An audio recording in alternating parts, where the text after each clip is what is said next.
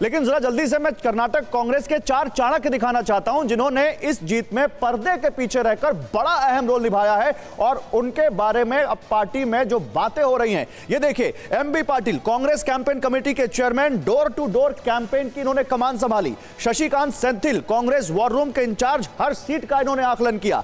Sunil Kanugolu data analysis expert, उम्मीदवार selection में इन्होंने अहम भूमिका निभाई। और जी परमेश्वर 5 गारंटी बनाने वालों में शामिल थे, सिद्धरामैया सरकार में गृह मंत्री थे। तो क्या आप लोगों ने, अलका लांबा जी, हर आदमी को एक अलग काम दे रखा था? ये 4 चाणक्य हम बता रहे हैं, हो सकता है आपके पास 4 और हो। क्या आप लोगों ने टीम को कब से उतार दिया था और क्या स्ट्रेटेजी थी आपकी?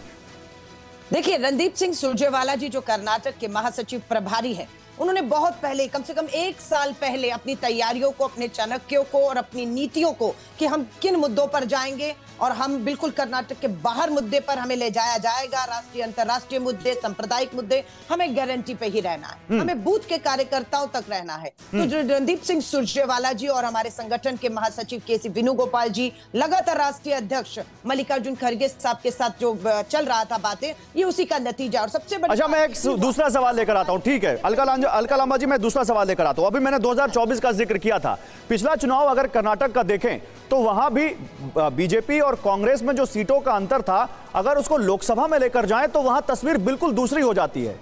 अब देखिए, जहां पर बीजेपी को 104 सीटें मिली थी पिछले इलेक्शन में, जो 224 में मेजॉरिटी भी नहीं होती थी, वहां पर जब वो लोकसभा में गए तो 28 में से 25 जीत जाते हैं। तो ये पीएम मोदी का जो चेहरा है लोकसभा चुनाव में अभी 2024 सामने है। हो सकता है आप कर्नाटक के बाद आपका मोराल बहुत बूस्ट हो, लेकिन आपको लगता नहीं कि कर्नाटक चुनाव के बाद आपके सामने अब 2024 बड़ी चुनौती है, और वो आप इस चुनाव से क्या सीख लेकर जा रहे हैं वहां?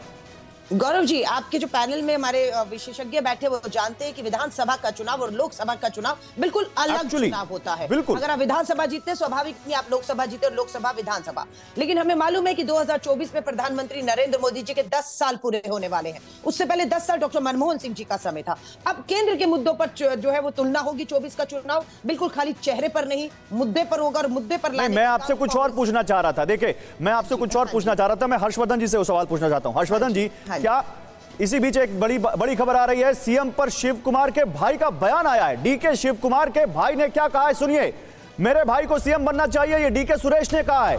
अभी थोड़ी देर पहले, ज्यादा देर नहीं हुई है, 3 या 4 घंटे पहले सिद्धरामैया के बेटे ने कहा था कि मेरे पिता ने अच्छी सरकार चलाई, उनको सीएम बनना चाहिए। अब सीएम पर डीके शिव कुमार के भाई का बयान आया है और उन्होंने कहा है कि मेरे भाई को सीएम बनना चाहिए।